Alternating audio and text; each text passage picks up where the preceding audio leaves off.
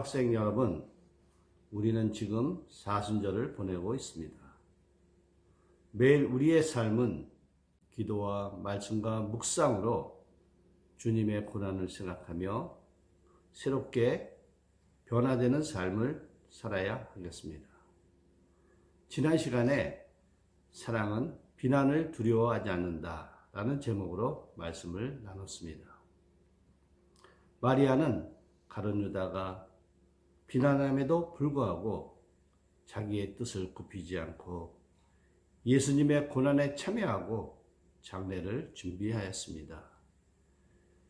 세상 사람들의 비난에도 불구하고 그것을 이길 수 있는 힘은 주님을 향한 진실한 사랑이 있었기 때문입니다. 이제 예수님은 이 세상의 구원자가 누구인지, 진정한 평화의 왕이 누구인지를 알리시기 위해 베다니에서 예루살렘으로 올라가십니다. 오늘은 나귀를 타신 예수님이라는 제목으로 말씀을 나누겠습니다. 첫째, 세상의 왕은 실망만 안겨준다. 얼마 전 우리는 이 나라의 새로운 대통령을 뽑았습니다. 그를 뽑은 많은 사람들이 새로운 대통령이 마법의 지팡이로 수많은 기적 같은 일을 하여 우리에게 새로운 꿈과 희망을 선물할 것으로 기대하고 바라봅니다. 특히 사회가 혼란하고 경제 상황이 안 좋으며 국내적으로 혼돈할수록 사람들의 기대는 더욱더 커지기 마련입니다. 그러나 6개월에서 1년 정도 지나면 그 기대는 실망으로 변하고 기대가 큰 사람일수록 실망도 더 크다는 사실입니다. 역사가 우리에게 주는 교훈이 하나 있습니다. 인간의 본질적인 문제를 해결하고 기대를 충족시킨 지도자는 지금까지 한 사람도 없었고 앞으로도 없을 것이라는 사실입니다. 어떤 면에서 지도자에 대한 기대의 역사는 곧 실망의 역사라고 할 수가 있습니다. 프랑스 혁명이 터지고 나서 눈부실 정도로 두각을 나타내었던 젊은 지도자가 있었습니다. 나폴레옹입니다. 그의 등장은 화려했고 온 유럽은 흥분의 도가니에 빠졌습니다. 그렇게 열광적으로 흥분하던 사람들 가운데 26살 천재 음악가 베토벤도 포함되어 있었습니다. 그는 나폴레옹을 무척이나 존경하였습니다. 자기보다 한 살 위였지만 그의 영웅적인 모습에서 조금이라도 존경과 감사의 뜻을 전하고 싶어 교향곡을 쓰기 시작하였습니다. 5년 동안 심혈을 기울여서 작품을 만들었습니다. 그리고 그 제목도 나폴레옹의 이름을 따서 보나파르트 교향곡이라고 붙이고 나폴레옹에게 증정할 기회가 오기를 기다렸습니다. 그러던 어느 날 나폴레옹이 황제의 즉위했다는 말이 그의 귀에 들려왔습니다. 그동안 나폴레옹이 국민들을 위해 헌신하겠다는 말이 거짓임을 알고 화가 머리끝까지 치밀어 올랐습니다. 그는 너무 실망한 나머지 보나파르트라는 제목으로 써두었던 교향곡의 표지를 찢어버리며 이렇게 소리를 질렀다고 합니다. 그 사람도 속인에 지나지 않았어. 자기의 야심을 채우기 위해 황제가 되다니 정말 실망했어. 그리고 그 교향곡의 이름을 심포니아 에로이카로 바꾸고 특히 이 악장에는 장송 행진곡이라는 음울한 제목을 달았습니다. 그로부터 17년 뒤 나폴레옹이 세인트 헬레나 섬에서 유배 생활을 하다가 죽었다는 소식이 들려왔습니다. 그때 그는 자기가 나폴레옹에게 바치기로 했던 그 교향곡을 다시 손질하면서 이렇게 말했다고 합니다. 나는 이미 그 사람이 어떻게 될 것을 내다보고 있었지. 이 악장을 장송 행진곡이라고 한 것도 그 때문이었어. 지도자에게 실망한 사람이 어디 베토벤 뿐이겠습니까? 북한의 김정은을 보십시오. 할아버지 김일성부터 아버지 김정은 3대에 걸쳐서 북한 동포들의 피를 빨아먹고 추종자들과 호의호식하면서 그것도 모자라 핵과 미사일로 우리 나라를 위협하고 있습니다. 또 중국의 시진핑은 처음에는 인민을 위해 봉사하는 척 하다가 지금은 주석직에 올라 평생 죽을 때까지 통치하려고 하고 있습니다. 러시아의 푸틴은 20년 넘게 공포 정치를 하며 정적을 살해하고 온갖 부귀 영화를 다 누리며 황제 노릇을 하면서도 그것도 모자라 우크라이나를 침범하여 수많은 사람을 지금도 살상하고 있습니다. 역사를 돌아보면 세상에 등장했던 왕이나 통치자들이 무수히 많았지만 그들이 마지막에 사람들에게 안겨준 것은 실망과 허탈감 뿐입니다.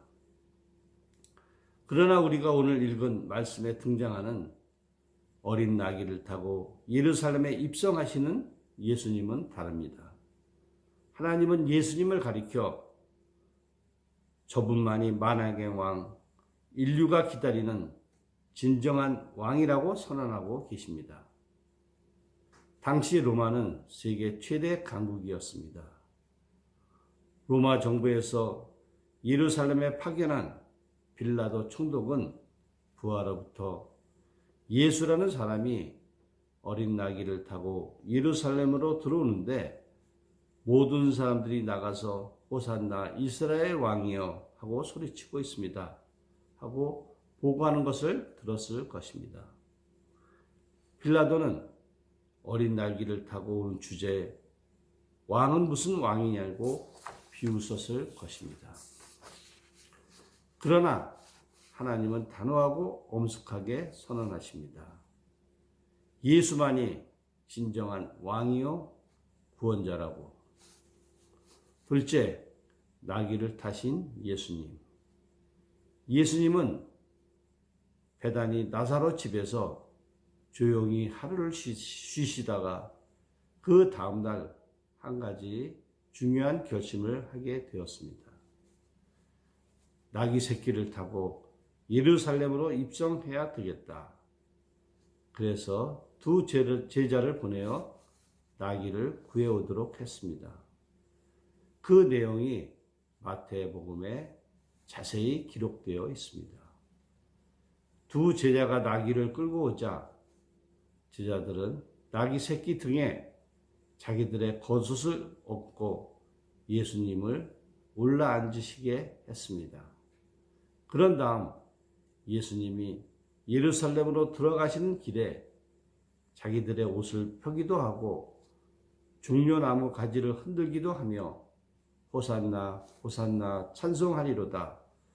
주의 이름으로 오시는 이 곧 이스라엘의 왕이요 하고 소리를 질렀습니다. 그 무렵 예루살렘에는 유월절을 지키기 위해 유대나라 사방에서부터 또 다른 나라에서 사는 수많은 유대인들이 와 있었습니다.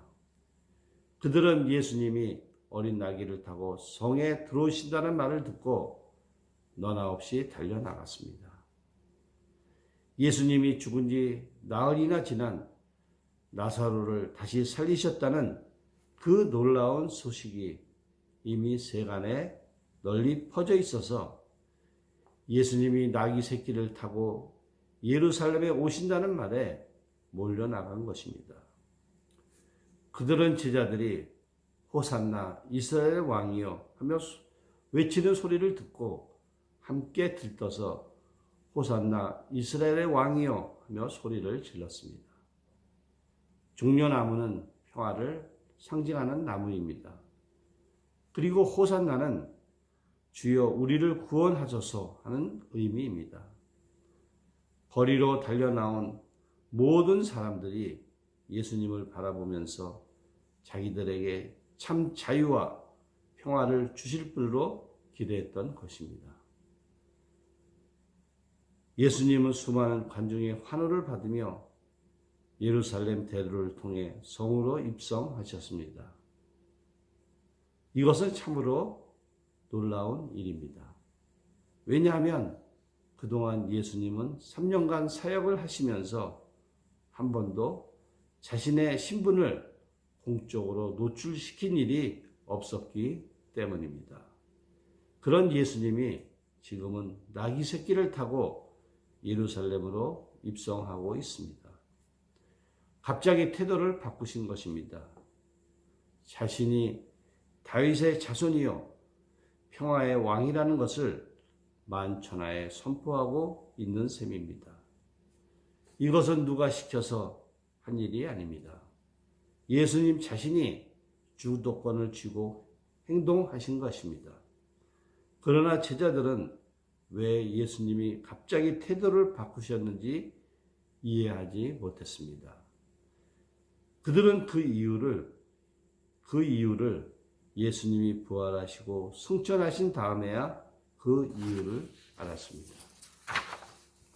16절 제자들은 처음에 이 일을 깨닫지 못하였다가 예수께서 영광을 얻으신 후에야 이것이 예수에 대하여 기록된 것임과 사람들이 예수께 이같이 한 것임을 생각났더라.